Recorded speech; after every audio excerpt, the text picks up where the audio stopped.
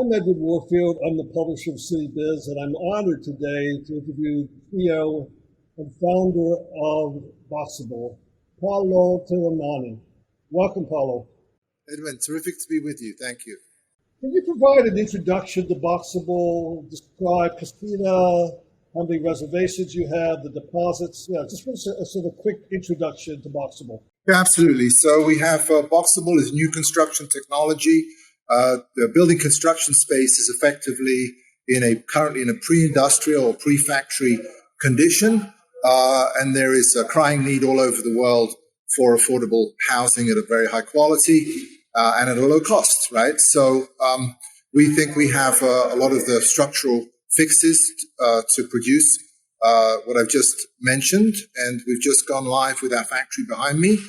4 days into production, we have 100,000 pre-orders, and we're just getting started with the company. So it's a very exciting phase for the business right now. And can you explain the innovations in shipment, manufacturing, and the customization? There's some breakthroughs in all of those areas. Absolutely. So on a top level, Boxabl is building construction that can be put in a factory. If we look at the current marketplace for a minute, we see that everything is built quite literally in an open field, and that would be analogous to somebody coming. You buy a car, and a couple of guys show up with some steel panels and welders and say, where's the shed? We want to put this together. That's what we put up with currently with field building construction. And the reason we have that problem is because buildings are big. Everything in our modern world is built in a factory except buildings for that very reason that they're big.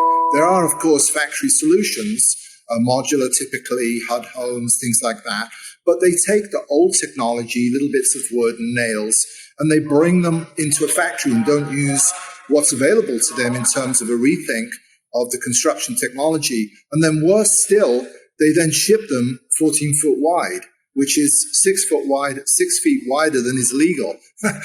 So they can't ship them very far. So it's a partial solution at best. One of the main breakthrough technologies we have here at Boxabl is that we ship 8.5 foot down the road, which means we can ship all over the country and all over the world, completely legal with no flag cars, special permits or anything like that. But then sort of the magic trick, if you like, is that they unpack to 20 foot wide.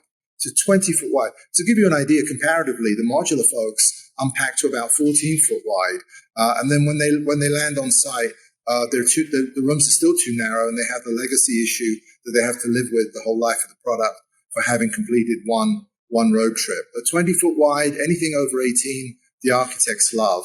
And the other key part of the technology that we realized was when we did an analysis with our team, we realized that about 60 or 70% of most residential buildings certainly are empty space. So when we ship, we take that empty space and we fold it down.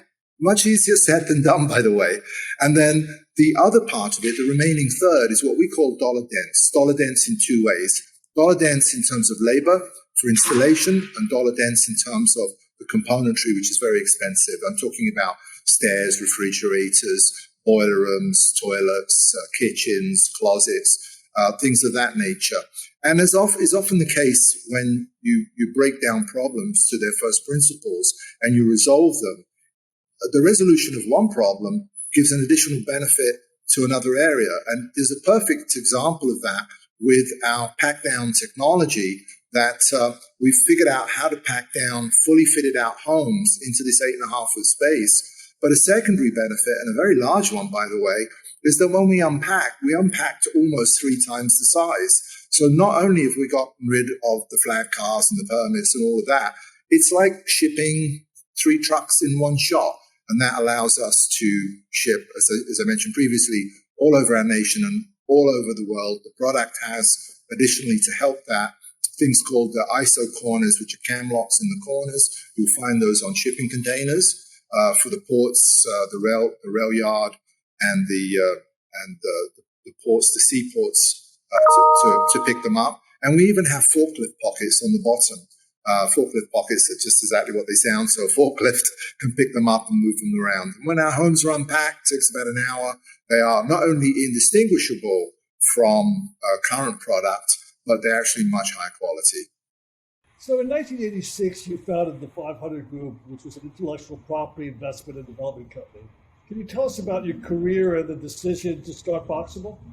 Yeah, absolutely. Right out of college, I started a company, and it failed miserably. Then a second company I started was a 500 Group, and that was an intellectual property licensing company. It's just a fancy way of saying that the team invented things and licensed them to industry for a royalty. So on staff, we had mechanical engineers, industrial designers, technologists, futurists, and we did products in a lot of different areas. I think we had over 150 patent filings, and the company, had a reasonable amount of success. And the business model was very simple, in the same way that if a book author or a musician, every time the song is played or the book is bought, they get a few pennies or a few dollars, and we did the same with royalties. What was interesting about the business model is that if we didn't make successful products, this was not work for hire. If we did not make successful products, we did not get paid. So it's really sharpened our pencil in terms of, again, those first principles that generate successful products. So our background is innovation. Let's say a bookkeeper, if you have like a full charge bookkeeper, let's say by way of analogy, they can count. It doesn't matter what you put in front of that professional, they'll count it. It doesn't matter what they count. So if we are problem solvers, mechanical problem solvers, and that's our skill, it doesn't really matter what problem you put in front of us, we should be able to solve it. So a few years ago, I decided I really wanted us to be operators in a space rather than being just licensors. And we said, okay, let's not start with the idea. Let's start by finding a problem. And it took us about 6 months. And the winner, or perhaps I should say the loser in terms of being a big problem, was field construction. Field construction, as I mentioned previously, is completely pre-industrial. It's another word for pre-factory, and all the related pre-industrial problems you get with that. And we said, wow, what a huge problem to address. Can we address it? And we actually spent a couple of years figuring out what the problem was. That top line about not being able to ship is just one of maybe 24 core principles. So many issues it was really a tangled web. It took us actually a couple of years just to be able to ask the right questions. For example, the regulatory is a mess. The Byzantine rules all over the country. There's no federal code. There are no state codes. There are state codes, but then there are municipal codes right down to the individual township. And if you can imagine with that car analogy, imagine buying a car and you live in Texas and you want to drive to Tennessee, but you can't cross the state line, because the regs don't allow it. So many, many problems. So that's some of the background that sort of queued us up to the starting blocks to develop the Boxabl project. And what are some of the milestones that you've achieved since you started? And I obviously see now in the background, we see your manufacturing operation. When I went on your website, you didn't have the manufacturing. So walk us through some of the milestones. Gosh, I'll take a very short trip down memory lane. We call it Boxabl time here, because I think Einstein would be proud. To sort of time and space doesn't apply. We do everything on a very rapid program. But I think just going back a little bit, I think obviously wanting to be an operator in the space, number one. Number two, identifying the space, and number three, figuring out actually what the problems were to ask. Then fast forwarding through some compressed R&D, we developed 3 generations of prototype. And I would say the next milestone was right here in glorious Las Vegas, Nevada, where we attended the IBS show in 2019.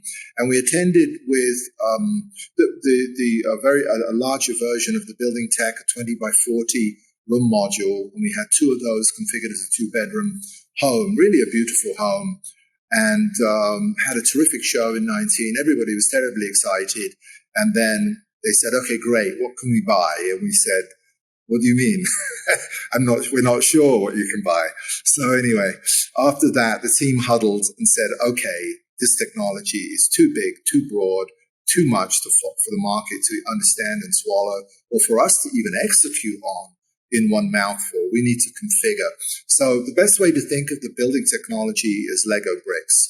And if I can cast your mind back to your childhood, there's the little square one, and then there's the rectangular one, and then there's the one in between that nobody uses. So our building boxes are those three. And what we've done is configured the smallest one, and we said we need to configure into a product, a retail product.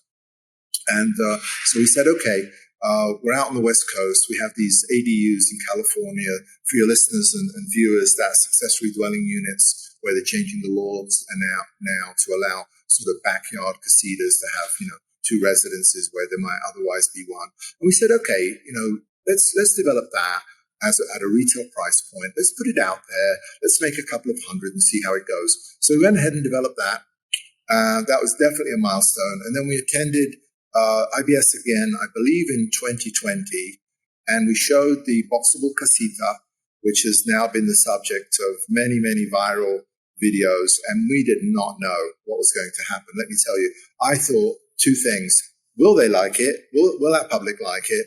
And is the price okay? And apparently it was a resounding yes to both. And really our world exploded after that show. The orders poured in, the investment poured in, and we got back from the show and we said to ourselves, holy cow. And for me personally, having been involved in hundreds of products over the year, involved in so many new, innovative, new introductions, I have never seen anything like this in my career. So there's some talent, some luck, and some judgment in there, I believe. And this is definitely a unicorn in terms of what we sort of half engineered and half stumbled across, I'll say. And from there, another milestone would have been shortly after the show, we got a call from the Department of Defense, and they said, "Hey, how about we order 156 units from you?" And we said, "You know, we're a startup, right?" And they said, "Yeah, we know we're a startup." So we said, "Okay." So we said, "Okay, let's scale up." And so at that point, we stood up this big-ass factory behind me. I'm not sure if I'm allowed to say that. And 170,000 square feet, definitely another milestone. It's 4 acres under a roof, 3 football fields, 1/8 of a mile long, sort of vanishing point perspective.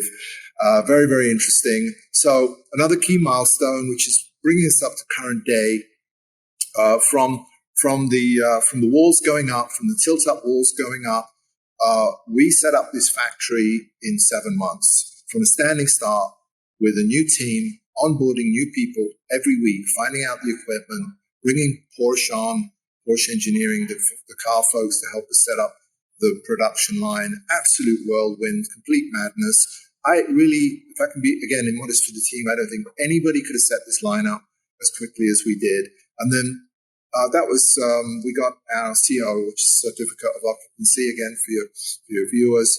And we have been in the office factory space now for about 5 or 6 weeks, bringing us up almost to current. We are onboarding every week. Our challenge now is staffing structure. And we begun production casitas behind me about, I'm going to say 6 days ago. About 6 days ago, quite staggering. And in 3 weeks, we will be delivering our first 2 homes to the Department of Defense. And that will be a very significant hurdle because we will have gone from concept to startup to factory to production and pushing, sort of the pig through the snake. Probably not the best analogy if the snake is the production line, where we go raw material in, finished product out. And we should be there in 3 weeks, and we'll know a whole lot more than we know now. That would be a fast chronology of inflection points and benchmarks over the last, only the last 4 years. And ideally, how many units per day will you be able to produce with the factory? Is there a target? Yeah, absolutely. There's a target. So we believe we can produce a home every 90 minutes once we're up to speed. That's okay. Pretty good. Pretty mind-blowing. I believe we should be able to get it down to about 15 minutes, not with this current production line. And that all sounds very impressive. It's about 3,500 homes a year, but it's not terribly impressive when you think we have an order book which is over 100,000 units strong now. So our next challenge, we are going through our challenge today, which is production. I think famously by Porsche or Musk or somebody called production hell. So we're going through production hell right now. Although it's not very hellish, frankly. It's not going too badly. So this is very much an inflection point for us. And then our next benchmark, if you like, will be in 3 weeks.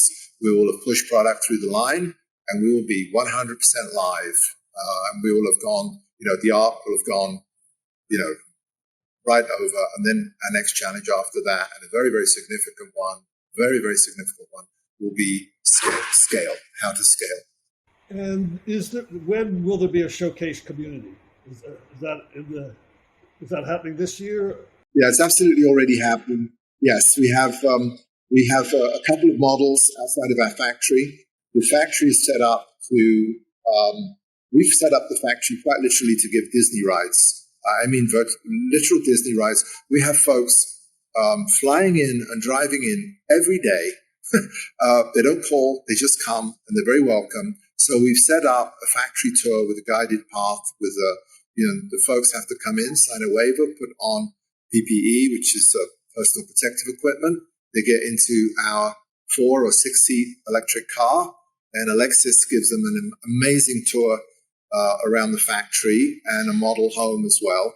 And then in the first quarter of next year, we're in planning now to put up something like a 200 unit casita village right here in Las Vegas. I think it'll be really a showcase village for how communities can go up in terms of speed and also how they can operate. And we're doing that probably with currently the largest field builder in the world. So we definitely have their approval, but it's nothing I can announce officially today. So we can look for a casita village and a couple of hundred homes, and we will be able to showcase casitas in a variety of different exterior styles, from beautiful adobes, sort of Bahama-centric, colonials, contemporaries. I think it's going to be really a very exciting showcase for the folks and our customers to come and visit and come and live in. So you talked a little bit about the disaster area housing and the contract with FEMA. What role does Boxabl play in terms of addressing the issue of housing access and affordability? Is that an important role, and is that an important niche? Yeah, absolutely. It's been stunning for us, the number of use cases folks have found just with the casita itself, which is a configuration of the smallest of the 3 building shells. But then if we can just sort of zoom out and think about these 3 Lego pieces scaled up to these 3 very large building boxes that can be stacked, connected, cantilevered, really to build most things. If you think, unless you're an Eskimo living in an igloo, you're going to be you're not living in a round space. You're living in a rectilinear box. So we are architecturally neutral. We create these building boxes, and for FEMA, we currently have no contract with FEMA. I just want to clarify for the audience, but we are speaking with everybody. And FEMA use case, very, very interesting. Right now, what FEMA is doing, they're going out to the market to find what they can. They put up trailer homes to just blow away again. They create kind of new slums, unfortunately, or they put up tents. It's just not a good situation. And the community is not put to work, which is something they want to do. With our product, we definitely have configured Boxables to be minimally useful, which doesn't sound terribly good until I explain it. They're minimally useful in the sense that you could have even a 20 by 20 or even a 20 by 40. And if you can just put in a place to cook, a private shower, and a toilet, and nothing else, you can now put in families, single-sex folks, to provide them safety and shelter immediately to deliver these things by the thousands. And once the crisis has passed, FEMA is very keen to put the community to work. So now what do they have? They have a few thousand fantastic, basically basic kitted out building boxes can be configured like blank clones to make single family homes, apartments, retail, other residential, municipal buildings. And we will be providing a lot of support. That was my business partner mugging behind me.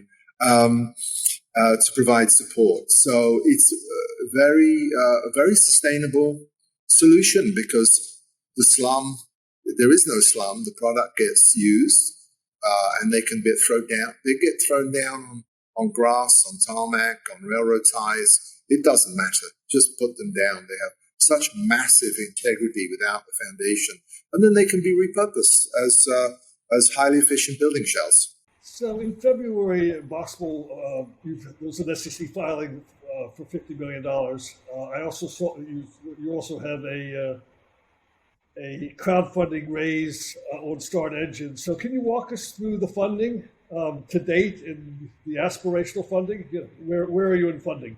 Yeah, absolutely. So when we started this project, we started with the company funded with a few $1 million to get us going, to see, like we do with many, many projects, and see if we had any traction with the idea, if there was viability towards the idea. And once we got past that, we said, okay, let's go out and find some money. And we spoke to angels and VCs.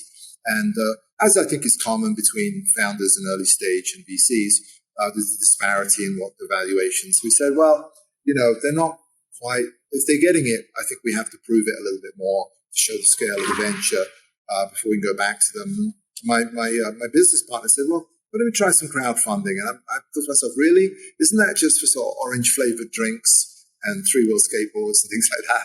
And he said, well, let's give it a shot. So we did with WeFunder, and I think, don't hold me to these numbers exactly, but I think we raised $4 million. I think we had to give 3 of it back because it was because they were unaccredited investors. I think we broke their record. Then we did another one with Start Engine, I believe, raised another $4 million. We're allowed to keep that. Broke their record. I think we raised 10 or 12 days, something like that, for $4 million.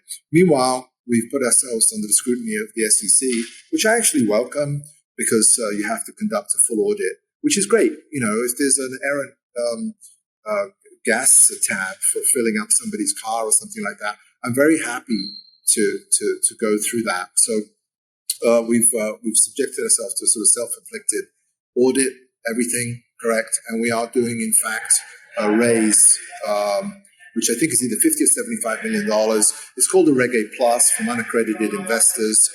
Unaccredited investment means basically a net worth of under $1 million, and accredited, for viewers, means a net worth of over $1 million that's been proven, if you like. So, and then in terms of monies raised today, I think, again, it changes daily, but probably around 45 million, something like that. I think we've captured 25.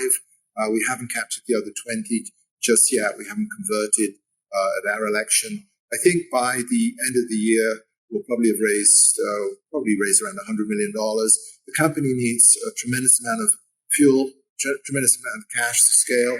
I think next year we would like to see something around $1 billion, with a B.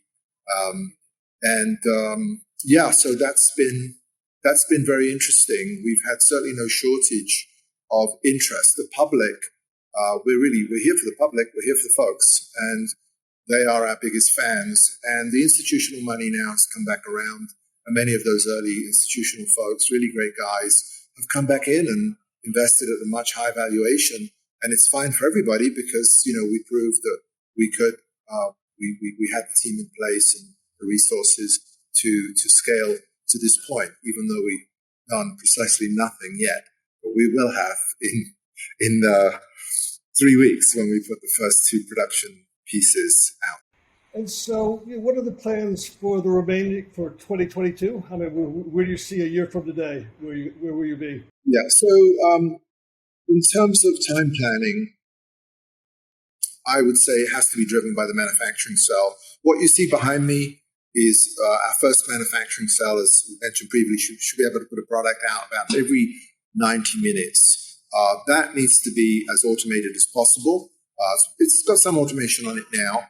This is the most we could do as stage one. And if we had to write a brief for an automation company, we would not be able to do it right now. We would not have enough information. I think by around Christmas time, we will have enough information by the end of the year to write a coaching brief to instruct a company or two to manufacture a fully automated line for us. So that is our next goal, because our next challenge after this, Edwin, as I mentioned, after we get through this Department of Defense order and start trickling out product to the public, is scale. We need 100 times, 1,000 times more volume than we have here today. We're only going to do that by refining that manufacturing cell. So we will probably spend 22 creating with, we're talking to automation companies that have done a terrific job for Boeing and Tesla and things that companies like that. So we need to get that production line automated, and then it needs to scale. So we're looking now at around here in North Las Vegas, Apex is development zone, maybe something around 4 million square feet of building. That would be our next step. Understanding that this monster behind me is 170,000 square feet. So you can see it's a very, very large scale enterprise. So Texas is on the map as well, Dallas and Austin. We'll see how it envelops. But the short answer is one word for our next steps, and that is scale. Well, my senior year in high school, I did an internship with the Rouse Company. So Jim Rouse was, as you know, really changed the landscape of urban and suburban development. So when I was thinking about this interview, I just realized that my attraction to your vision is that you are incredibly well positioned to change so many aspects of how we live. And so it's going to be an exciting story to follow. I wish you the best of luck and keep us abreast as you move forward. Edwin, it's been an absolute pleasure. Thank you so much for having me on.